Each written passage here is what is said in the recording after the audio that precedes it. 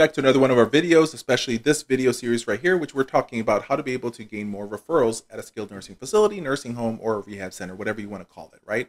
And so we're in the part 4 of this whole video series. There's 5 videos in this particular series. So if you haven't watched the videos prior to this video, make sure you go back first and watch those videos, before you continue on.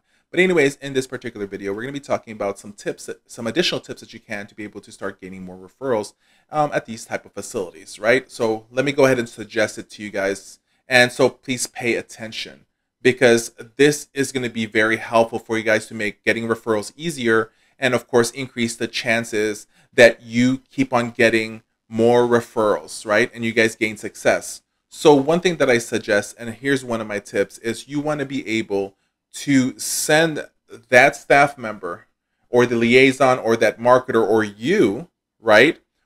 Or your supervisor, or maybe even, like I said, the administrator, the director of nursing of your facility. So when you want to be able to make sure that you have a referral, you should pretty much drop everything that you need to do. If there's a referral, go straight to that facility right away. You need to make sure that within 3 to 4 hours, and not more than that, right?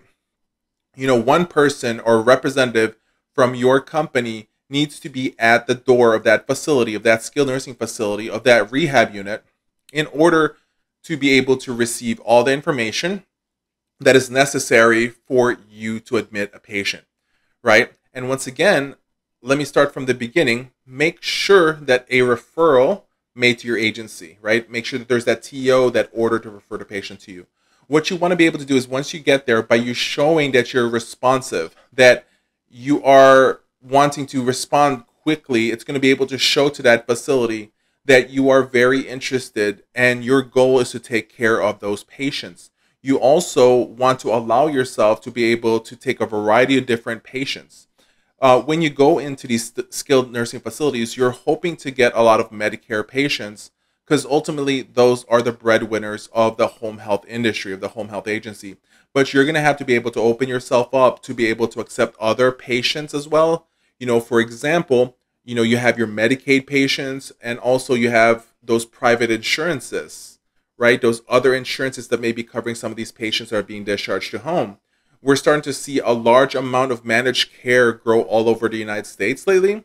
And managed care has already seen a lot of growth in the East Coast and the West Coast. And lately, it's increasing more and more in the Midwest, in the central states of the United States. So you want to be able to be that person that's going to be able to accept every single type of patient.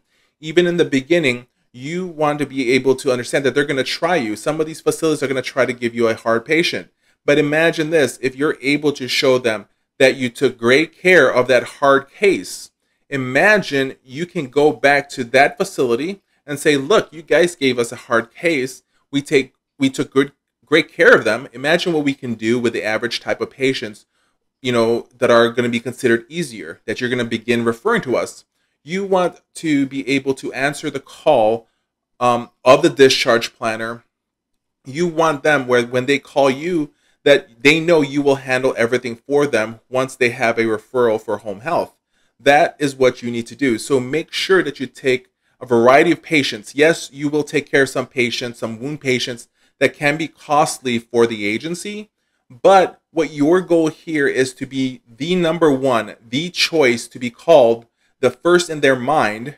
The last thing that they should be doing here is thinking of other agencies. They're not going to worry, because they know that if they refer to you, then they know that they're going to be handled, right? Back in the days, they would have to call 5, 6, 7, maybe 10 agencies before they get somebody to accept that particular payment or payer. If they start understanding that if they call you, you're going to take care of it, then they're going to start relying on you more. Also, when you walk into a facility, when you're marketing your company, one of the first pages of your marketing packet, if not the first page of your marketing packet, should actually mention which kind of insurances or payment structures do you guys actually accept. Remember, the more that you accept, the more that you're going to be able to be the number one person called these facilities, right? To these facilities. I've met so many home health agency marketers and owners that don't take advantage of finding multiple sources of income for their companies, Remember, as a company, just like large companies out there, they don't just rely on one source of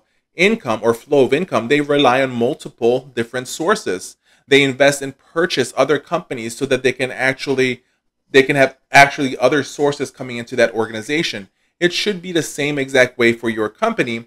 You should make sure that you're able to allow your agency to be able to accept multiple payer sources in order to be able to differentiate yourself, in order to be able to better yourself, in order to be able to stand out from the competitions who are only approved by Medicare and that is only accepting Medicare.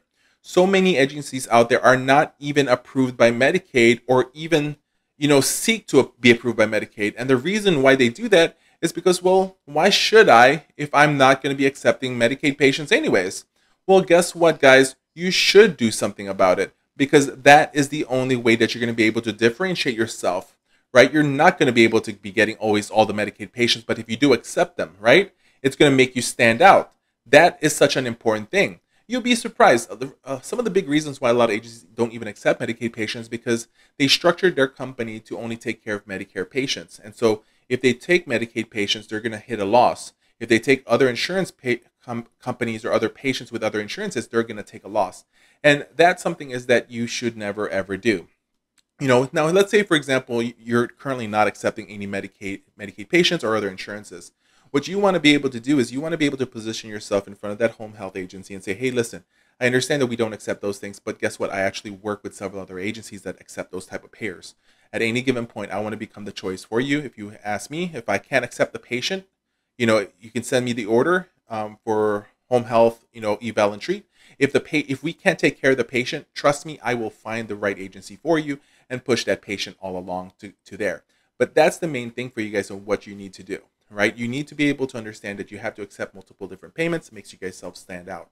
Another thing that I want to be able to talk about is that, when we start talking about a multiple flows of income, right? So this particular portion is, a lot of home health agencies should only start offering non-medical private duty services as well, because this is another form of income, and you'll be surprised how many referrals you might be getting those as well. And we're starting to see a lot of agencies pretty much do what they call the triple threat, which is they have the medical home health agency, they have a non-medical private duty, and they also have the hospice. And you'd be surprised that these type of agencies are the one that are winning a lot, because no matter what, they're the one call of this referral source. They know that the referral source, the social worker, the discharge planner that is going to be referring patients out, all they need to do is call this one agency and they can actually answer everything that they need for that. So those are pretty much some of the tips that I can actually kind of share with you guys on how you guys can stand out and start getting more referrals.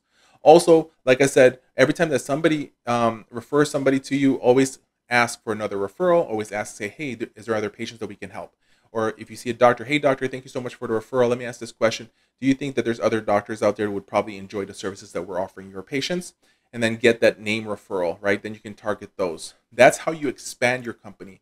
That's how you expand your agency to be able to have success. So now, like I said, this is the 4th video on this video series. We're going to be moving on to the final video, which is video number 5. If you like this video, make sure you subscribe with us, make a comment, hit the bell icon to be notified of any new videos, and always understand that home health marketing is easy when you know what you know.